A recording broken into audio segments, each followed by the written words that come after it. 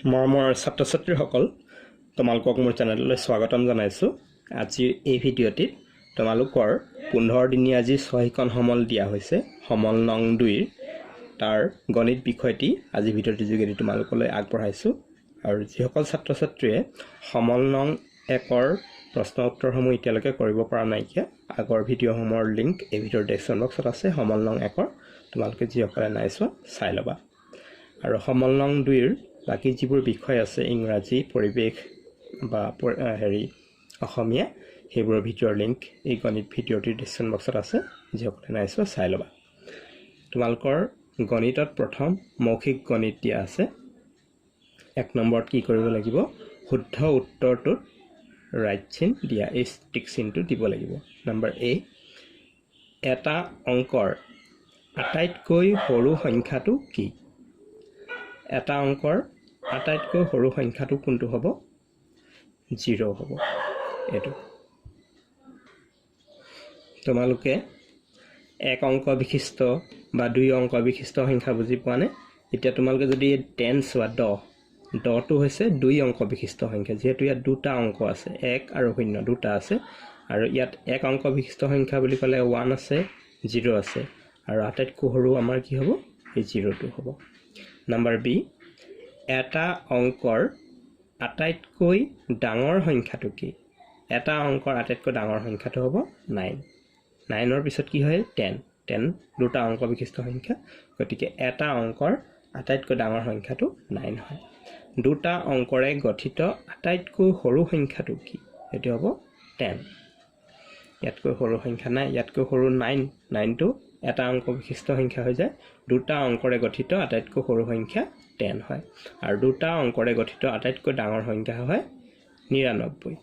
99 পিছত 100 হৈ যায়, গতিকে 99টোৱে হৈছে দুটা অংকৰে গঠিত আটাইতকৈ ডাঙৰ সংখ্যা। নেক্সট ই নম্বৰটো চোৱা, তিনিটা অংকৰে গঠিত আটাইতকৈ সৰু সংখ্যাটো কি? সেইটো হ'ব 100। তিনিটা অংকৰে গঠিত আটাইতকৈ ডাঙৰ সংখ্যাটো কি হ'ব? 999। তাৰপিছত 1000 হয়, সেইটো 4টা অংক বিশিষ্ট সংখ্যা হৈ যায়, গতিকে 999টোৱেই হৈছে তিনিটা অংকৰে গঠিত আটাইতকৈ ডাঙৰ সংখ্যা। 3 আৰু 4ৰে গঠিত আটাইতকৈ সৰু সংখ্যাটো কি? এইটো হ'ব 34। 3 আৰু 4ৰে আমি দুটা সংখ্যা গঠন কৰিব পাৰোঁ, আমি হয় 34 বা 43, হয়নে? 43টো ডাঙৰ হ'ব, গতিকে সৰু সংখ্যাটো 34। 3, 9, 6ৰে গঠিত আটাইতকৈ ডাঙৰ সংখ্যাটো কি হ'ব? এইটো হ'ব 963। 963 এইটো হৈছে 3, 9 আৰু 6ৰে গঠিত আটাইতকৈ ডাঙৰ সংখ্যা। এইবাৰ 2 নম্বৰ প্ৰশ্নবোৰ কৰোঁ ব'লা। উত্তৰ লিখা। দুটা অংকৰে গঠিত সংখ্যা এটাৰ এককৰ ঘৰৰ অংকটো 1 বুলি কৈছে। একক ঘৰৰ অংকটো 1, গতিকে আমি একক ঘৰত 1 লিখিলোঁ। আৰু দশকৰ ঘৰৰ অংকটো 2, দশকৰ ঘৰত 2 লিখিলোঁ। হ'লে সংখ্যাটো কি? 21 হ'ব, হয়নে? তাৰপিছত 2 নম্বৰটো চোৱা, এটা সংখ্যাৰ এককৰ ঘৰৰ অংকটো 2, এককৰ ঘৰত 2 লিখিবা। দশকৰ ঘৰৰ অংকটো 5, দশকৰ ঘৰত 5 লিখিবা। আৰু শতকৰ ঘৰৰ অংকটো 1, শতকৰ ঘৰত 1 লিখিবা। সংখ্যাটো কি হ'ব? 152, 152। 3 নম্বৰ, এটা সংখ্যাৰ এককৰ ঘৰৰ অংকটো 4, 4 লিখিবা এককৰ ঘৰত। দশকৰ ঘৰৰ অংকটো এককৰ ঘৰৰ অংকটোতকৈ 1 বেছি। দশকৰ ঘৰৰ অংকটো এককৰ ঘৰৰ অংকটো 4, তাতকৈ 1 বেছি, অৰ্থাৎ 5 হ'ব। সংখ্যাটো হ'ব 54। 4 নম্বৰটো চোৱা, এটা সংখ্যাৰ এককৰ ঘৰৰ অংকটো 4, এককৰ ঘৰত 4 লিখিলা। দশকৰ ঘৰৰ অংকটো এককৰ ঘৰৰ অংকটোতকৈ 1 বেছি। দশকৰ ঘৰৰ অংকটো এককৰ ঘৰতকৈ 1 বেছি, 4 আছে, গতিকে এইটো হ'ব দশকৰ ঘৰটো 5। আৰু শতকৰ ঘৰৰ অংকটো কি কৈছে? দশকৰ ঘৰৰ অংকটোতকৈ 2 কম। দশকৰ ঘৰৰ 5, তাতকৈ 2 কম মানে 3 হ'ব। সংখ্যাটো হ'ব 354। 5, এটা সংখ্যাৰ এককৰ ঘৰৰ অংকটো 0, এককৰ ঘৰত 0 লিখিবা। দশকৰ ঘৰৰ অংকটো 3 লিখিলা। শতকৰ ঘৰৰ অংকটো দশকৰ ঘৰৰ অংকটোতকৈ 2 বেছি। দশকৰ ঘৰৰ অংকটো 3, তাতকৈ 2 বেছি হ'লে 5, সংখ্যাটো হ'ব 530। 6 নম্বৰ 100ৰ পৰা 1 বিয়োগ কৰিলে কিমান পাবা তোমালোকে জানাই কিমান পাম আমি 99 99 100ৰ ঠিক আগৰ সংখ্যাটো কি হ'ব 99 999ৰ লগত 1 যোগ কৰিলে কিমান পাবা কিমান পাম আমি 999ৰ লগত 1 যোগ কৰিলে 1000 999 ঠিক পিছৰ সংখ্যাটো কি হ'ব 1000 এবাৰ 10 নম্বৰটো চোৱা 785 সংখ্যাটোৰ 8ৰ স্থান কি 8ৰ স্থানটো কি একক দশক শতক 8ৰ স্থানটো দশক নহয়নে গতিকে ইয়াত লিখিম আমি দশক 785 সংখ্যাটোৰ 8ৰ স্থানীয় মান কি 8ৰ স্থানীয় মান হ'ব 80 স্থানীয় মান ক'লে 80 823 সংখ্যাটোৰ 8ৰ স্থান কি ইয়াত 8ৰ স্থান কি হ'ব শতক আৰু ইয়াত 823 সংখ্যাটোৰ 8ৰ স্থানীয় মান কি হ'ব 8ৰ স্থানীয় মান 800 শতকৰ ঘৰত আছে 785 সংখ্যাটোৰ একক স্থান আৰু দশক স্থানৰ অংক দুটাৰ যোগফল কিমান ইয়াত একক স্থানত আছে 5 দশক স্থানত আছে 8 গতিকে অংক দুটাৰ যোগফল কিমান হ'ব 8 পাছে 13 সো 13 হ'ব আৰু দশক আৰু শতক স্থানৰ পাৰ্থক্য বা বিয়োগফল কি দশক আৰু শতক স্থান দশক 8 আৰু শতক 7 এই দুটাৰ পাৰ্থক্য বা বিয়োগফল কিমান হ'ব 1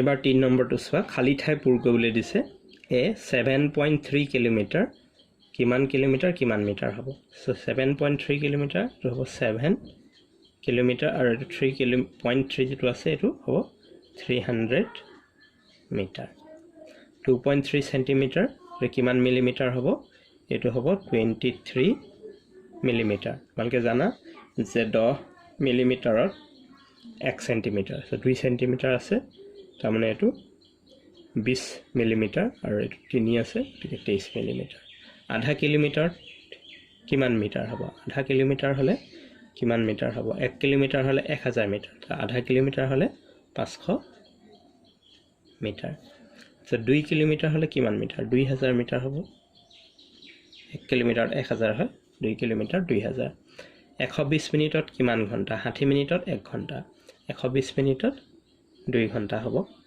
1 ঘণ্টা 5 মিনিটত কিমান মিনিট 1 ঘণ্টা 60 মিনিট আৰু 5 মিনিট মানে 65 মিনিট হ'ব 2 দিনত কিমান ঘণ্টা 1 দিনত কিমান ঘণ্টা 24 ঘণ্টা 2 দিনত 48 ঘণ্টা হ'ব 3 সপ্তাহত কিমান দিন হ'ব 1 সপ্তাহত 7 দিন 3 সপ্তাহত 21 দিন হ'ব 49 দিনত কিমান সপ্তাহ 7 দিনত সপ্তাহ হয় 49 দিনত 7 সপ্তাহ হ'ব 4 মিনিটত কিমান সেকেন্ড 1 মিনিটত 60 সেকেন্ড হয় 4 মিনিটত 24 240 সেকেন্ড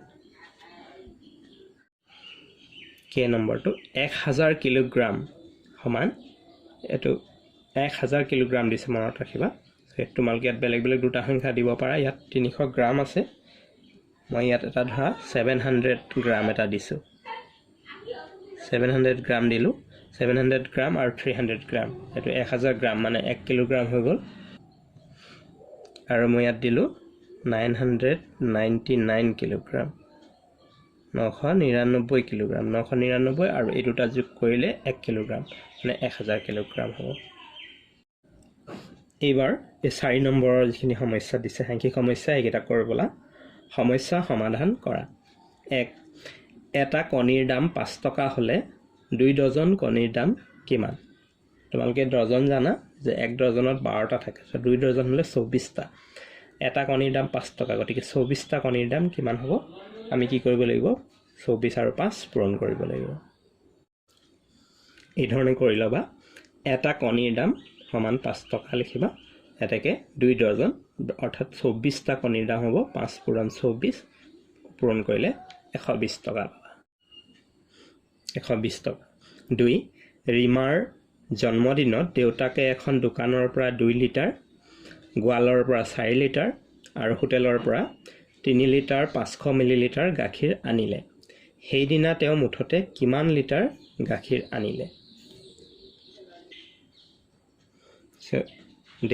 ৰিমাৰ দেউতাকে দোকানৰ পৰা গাখীৰ আনিলে সমান 2 লিটাৰ গোৱালৰ পৰা 4 লিটাৰ হোটেলৰ পৰা আনিছে 3 লিটাৰ 500 মিলিলিটাৰ গতিকে তেখেতে মুঠ কিমান গাখীৰ আনিলে চোৱা এনে আমি যোগ কৰিলে পাম এইটো 500 মিলিলিটাৰ আৰু এইখিনি যোগ কৰিলে 9 লিটাৰ পাবা এতিয়া আমাক কৈছে কিমান লিটাৰ আনিলে মিলিলিটাৰত নহয় আমি লিটাৰত উলিয়াব লাগে তাৰপিছত আমি কি কৰিলো চোৱা এই 9 লিটাৰটো 9 লিটাৰ লিখিলো আৰু এই 500 মিলিলিটাৰটো আমি হাজাৰৰে হৰণ কৰিলো এইটো লিটাৰ হৈ যাব সো ইয়াত আমাৰ এই 0 কেনসেল হ'ব তাৰপিছত এই 9 লিটাৰ থাকিলে আৰু এই 5/10 টো 0.5 লিটাৰ হ'ব আৰু এই দুটা যোগ দিলে আমাৰ হ'ব 9.5 লিটাৰ অৰ্থাৎ তেখেতে 9.5 লিটাৰ অৰ্থাৎ 9.5 লিটাৰ গাখীৰ আনিছে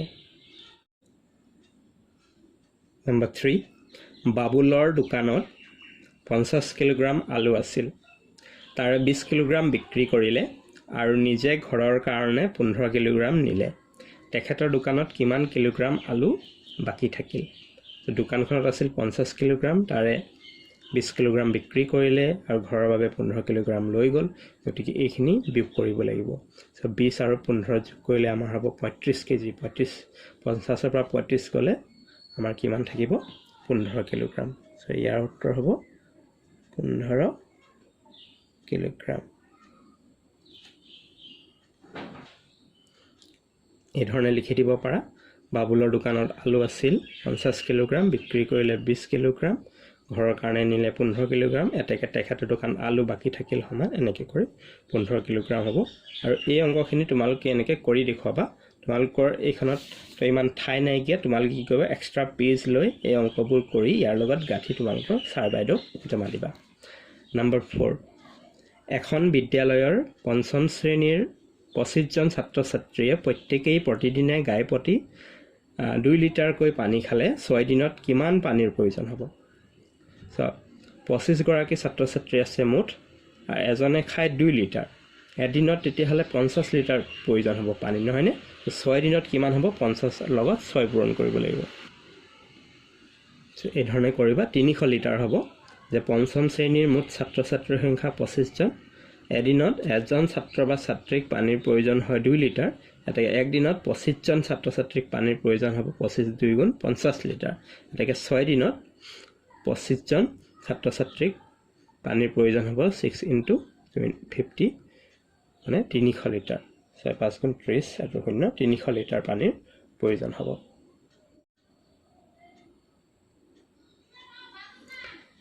5 নম্বৰটো চোৱা 5 কিলোগ্ৰাম পিয়াজৰ দাম 200 টকা হলে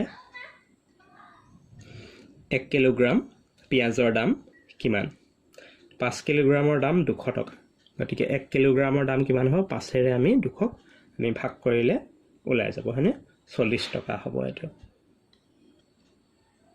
এই ধৰণে লিখিবা 5 কিলোগ্ৰাম পিয়াজৰ দাম 200 টকা এটাকে 1 কিলোগ্ৰাম পিয়াজৰ দাম 200 আমি 5 ৰে হৰণ কৰিম আমি 40 পাম 40 টকা হ'ব এবাৰ 6 নম্বৰটো চোৱা ৰিনাই ৰাতি 10 বজাত শুলে আৰু ৰাতিপুৱা 5 বজাত টোপনিৰ পৰা উঠিলে তাই মুঠতে কিমান সময় শুলে সো 10 বজাত হৈছে 5 বজাত উঠিছে সো কিমান ঘণ্টা হ'ব 7 ঘণ্টা সো 7 ঘণ্টা তাই হৈছে 7 ঘণ্টা লিখিবা 7 নম্বৰ ৰমেনে বজাৰৰ পৰা 750 গ্ৰাম আলু কিনিলে আৰু কিমান গ্ৰাম আলু কিনিলে 1 কিলোগ্ৰাম হ'ব তোমালোকে জানা 1 কিলোগ্ৰাম মানে 1000 গ্ৰাম হলে 1 কিলোগ্ৰাম 750 গ্ৰাম হৈছে আৰু 1000 হ'বলৈ কিমান গ্ৰাম লাগিব 250 গ্ৰাম যদি আৰু 250 গ্ৰাম আলু কিনে তেতিয়া হলে 1000 গ্ৰাম হ'ব অৰ্থাৎ 1 কিলোগ্ৰাম হ'ব সো ইয়াত 250 গ্ৰাম হ'ব 8 যদি এডাল ফিটাৰ জোখ আধা মিটাৰ 1/2 মানে আধা মিটাৰ হয় তেন্তে তেনেকুৱা 5ডাল ফিটাৰ জোখ কিমান হ'ব তো কেনেকৈ কৰিবা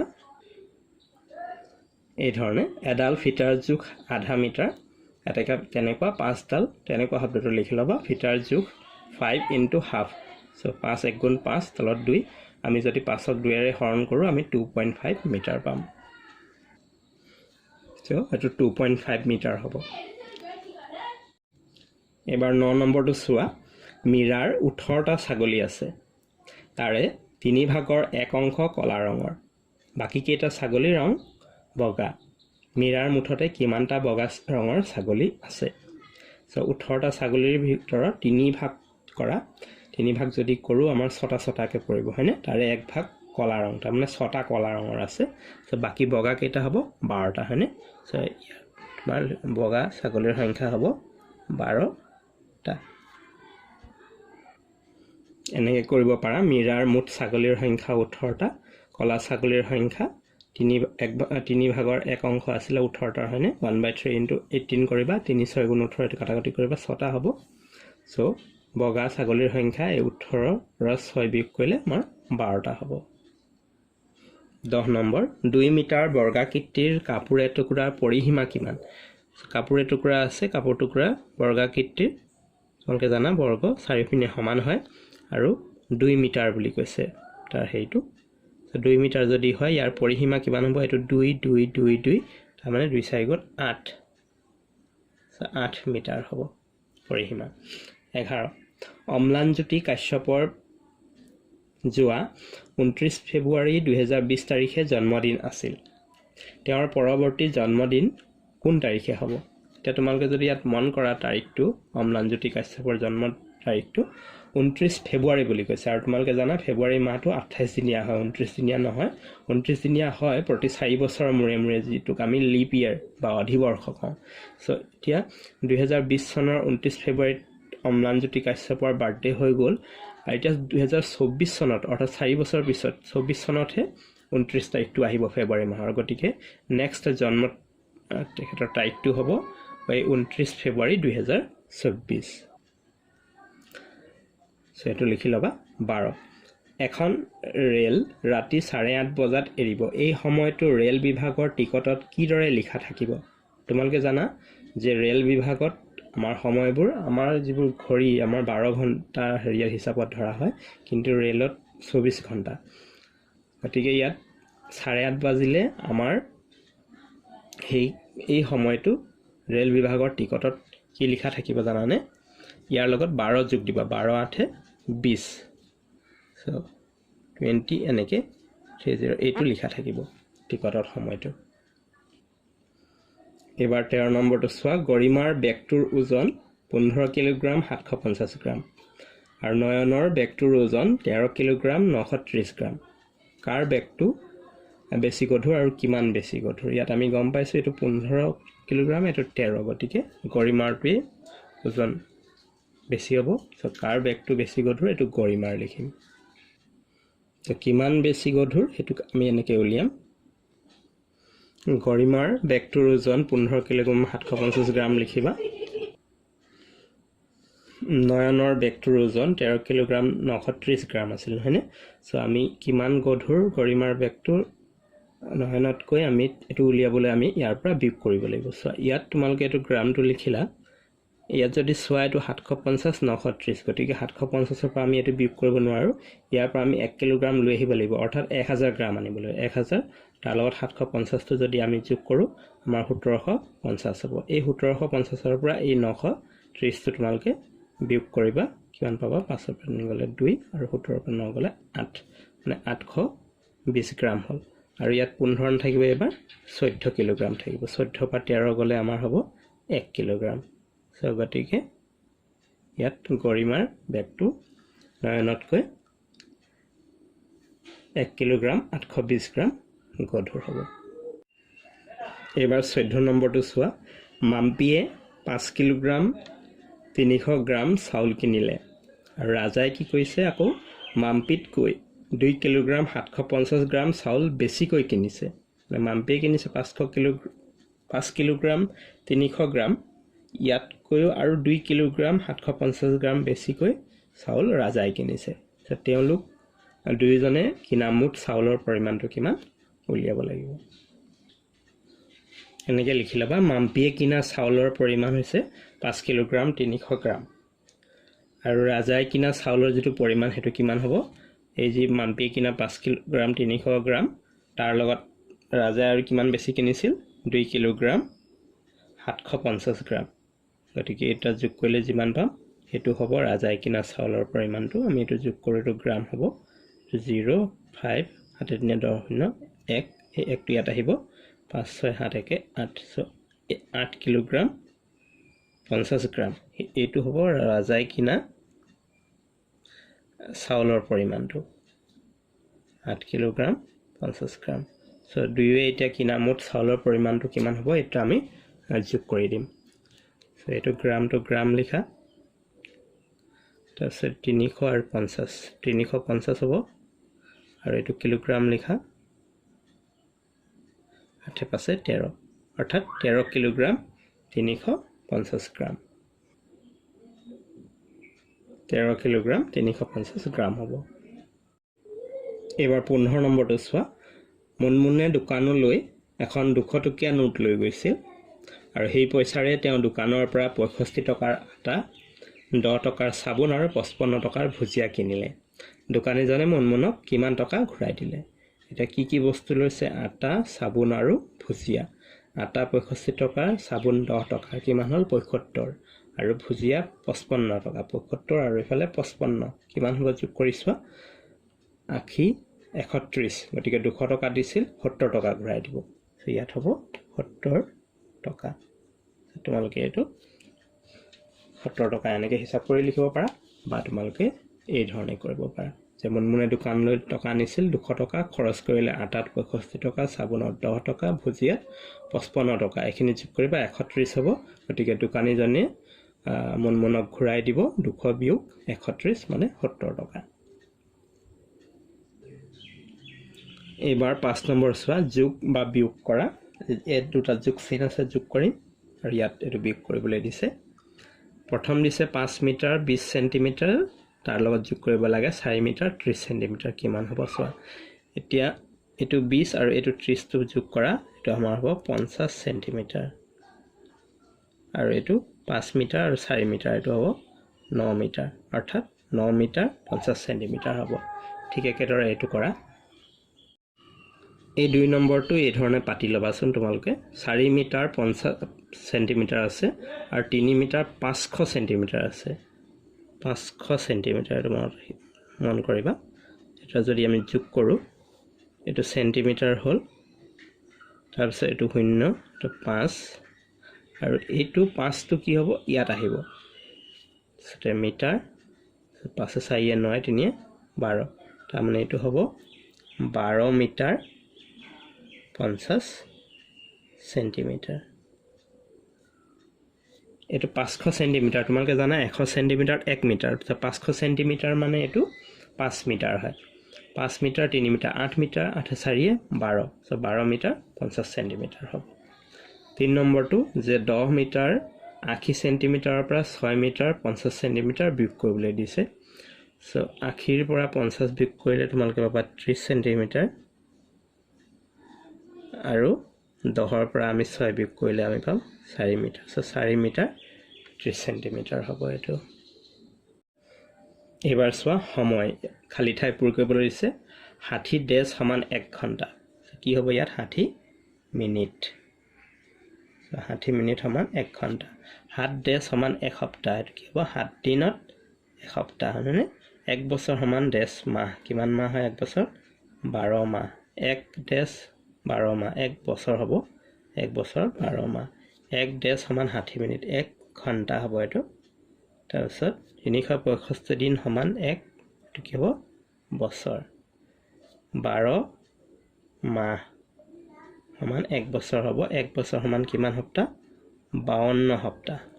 10 দিন সমান 1 বছৰ 365 দিন আৰু 1 দিন সমান 10 ঘণ্টা। কিমান ঘণ্টা হয়? 24 ঘণ্টা। এবাৰ এইটো চোৱা। এই ঘড়ীটো চাই সময় লিখিব গৈছে। কিমান বাজিছে? 5 বাজিছে, গতিকে সময়টো এইটো হ'ব আমাৰ। তাৰপিছত 2 ঘণ্টাৰ পাছত সময় কিমান হ'ব? 7 বাজিব, এইটো হ'ব সময়টো। 1 ঘণ্টা আগত সময় কিমান আছিল? 5 বাজে, তাৰ আগত সময় কিমান আছিল? 4। 30 মিনিট আগত সময় কিমান আছিল? 4:30, নহয়নে? 4:30 হ'ব। নেক্সট, কোন মাহত কিমান দিন থাকে লিখা। জুন মাহত কিমান দিন থাকে? তোমালোকে জানা জুন মাহত 30 দিন, মাৰ্চত 31 দিন, নৱেম্বৰ 30 দিন, জানুৱাৰী 31, এপ্ৰিল 30 দিন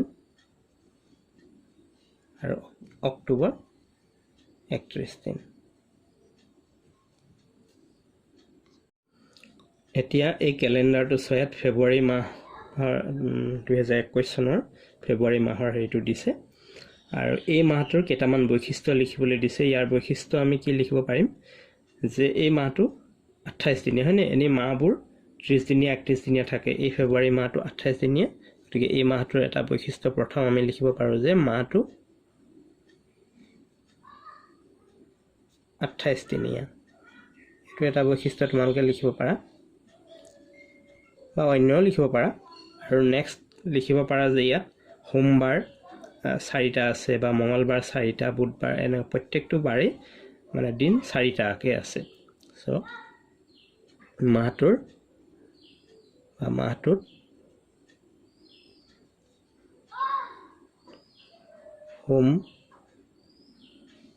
সোমবাৰ 4টা সেইদৰে মঙ্গল বুধ বৃহস্পতি শুক্ৰ শনি দেওবাৰো 4টাকৈ আছে মৰমৰ ছাত্ৰ-ছাত্ৰীসকল আজি ভিডিঅ'টো ইমানেই আছিল ভিডিঅ'টো কেনে পালা ভাল লাগিলে লাইক এটা কৰি দিবা শ্বেয়াৰ কৰিবা তোমালোকৰ বন্ধু-বান্ধৱীৰ মাজত যাতে তেওঁলোকে এই সমল 2ৰ ভিডিঅ'সমূহ পায় আৰু মোৰ চেনেলটো যদি প্ৰথম আহিছা তেন্তে চেনেলটো সাবস্ক্ৰাইব কৰি ৰাখিবা যাতে আগলৈ এনেকুৱা ধৰণৰ ভিডিঅ'সমূহ পাই থাকা ভিডিঅ'টো চোৱাৰ বাবে ধন্যবাদ